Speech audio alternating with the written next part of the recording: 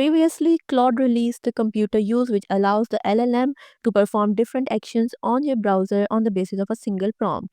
So in this video, I'm going to show you how you can achieve the same functionality using any LLM that you want. Introducing the Browser Use Web UI. It is a powerful AI agent that allows you to tell it whatever you want to do, and it can easily set up itself on the browser and then perform the task for you and fetch the results. So let's go ahead and see how you can install it locally, and then we're going to test it out together. Alright, so let's get started. As you can see that right now I'm in the official GitHub repo of the Browser Use Web UI, which is from the Warmshare. It contains all the files and all the folders for the Browser Use Web UI, and here they have also provided us a demo video of how the interface looks like and how you can actually use it.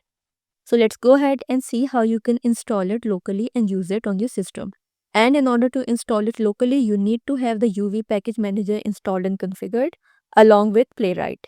So firstly, I'm going to go ahead and install the UV package manager, which can be done by running this command on your terminal. So I'm going to copy it, open a new terminal window where I'm going to paste the command which I've just copied.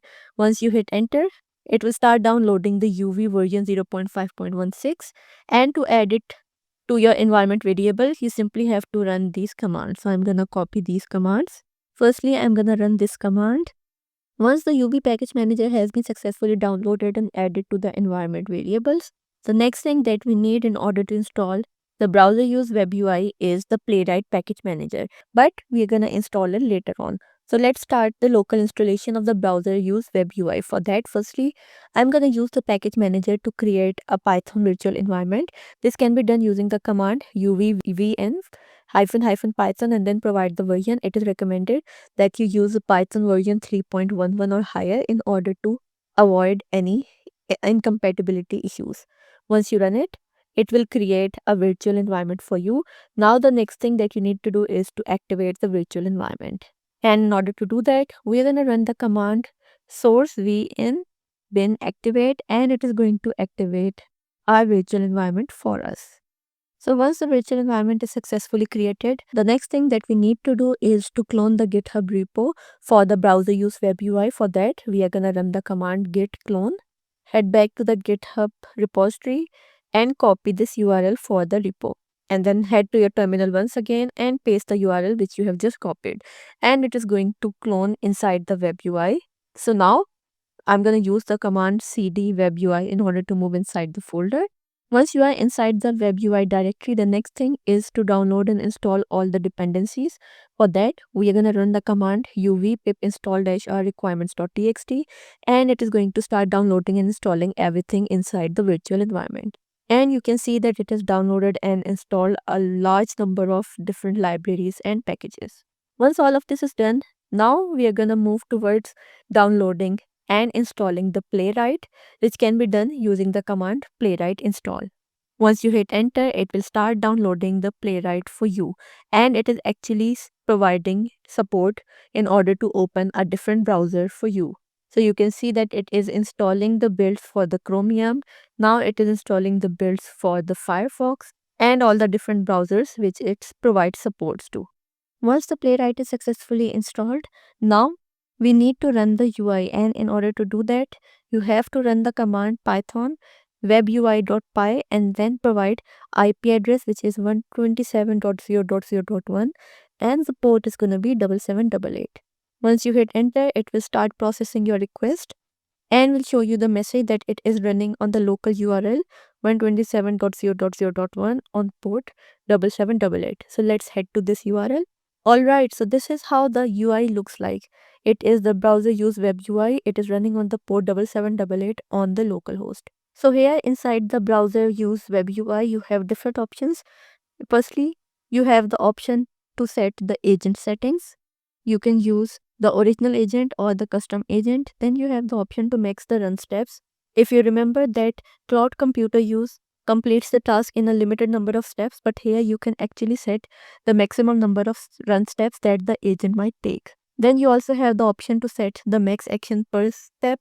I'm gonna leave it with the default value. Then you have the option to enable the visual processing capabilities. If you are using a vision model, then you can enable it, but if your model does not have vision capabilities, then you can uncheck it as well.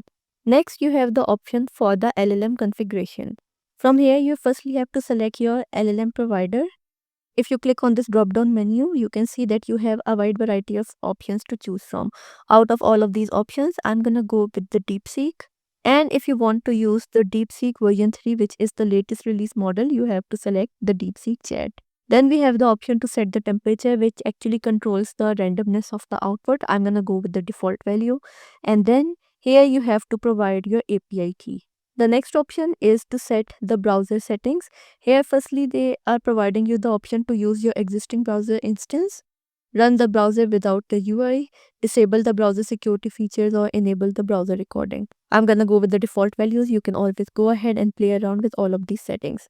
You can also set the window width and the window height for your browser. Then, another great feature provided by the browser use web UI is that it allows you to record the screen while the browser use web UI is actually going through the browser in order to perform the task. So you can always go ahead and view all the steps which were performed by the LLM on the browser. So you can set the path accordingly. I'm going to go with the default value, and then the next option is to run the agent. Here you have to provide the description of the task which you want the agent to do. So by default, the task is go to google.com, type OpenAI, click search, and give me the first URL. So initially, in order to test it out, I'm gonna go with this default task, and then in order to run the agent, simply click on run agent. Once you do that, it will open a new browser window for you. Here you can see that it is typing OpenAI inside the browser. Here it has went to the OpenAI, and now it is going to fetch the result. You can see that it is looking for all the different elements and is going to fetch the URL for the OpenAI, just like we asked it to get the first URL. And once you head back to this page, this means that the LLM has performed its task. So in order to view the results, you have to move to the next window which says results. Here you can have the latest recording for the task which the LLM has performed on the browser, and if you further scroll down, you will get the final result. So the final result is actually the openai.com, which is the first URL which it fetched after searching for OpenAI on Google. And then in the last tab which says recording, you can access all the recordings and view them to view all the different steps which the LLM performed in order to fetch the output. So now I'm gonna test it out with some other example. For that, you have to change the task description. So I'm gonna ask it to go to Amazon. Let's change it to Amazon.com. I'm gonna ask it to go to Amazon.com and retrieve the top 5 laptop listings with their prices and links. And once you're happy with the task description, simply click on Run Agent. And it is going to open a new browser window for you where it will look for Amazon.com in the search bar. Once it is at the Amazon.com, next it is going to inspect all the different elements, will look for the search bar and is going to type laptop there. After searching for all the different laptops, it is going to look for the top 5 listings for the laptop and is going to fetch the results for us.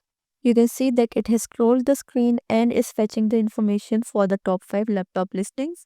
And once it is done performing the task, it will take us back to the browser used web UI indicating that the task has been successfully completed.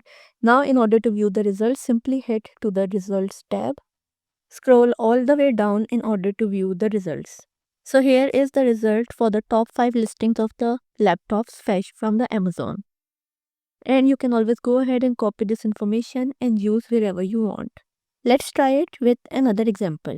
This time, I'm gonna ask it to go to youtube.com, find the channel Skill Curve and fetch the total number of subscribers, total videos, and the titles of the 3 latest videos.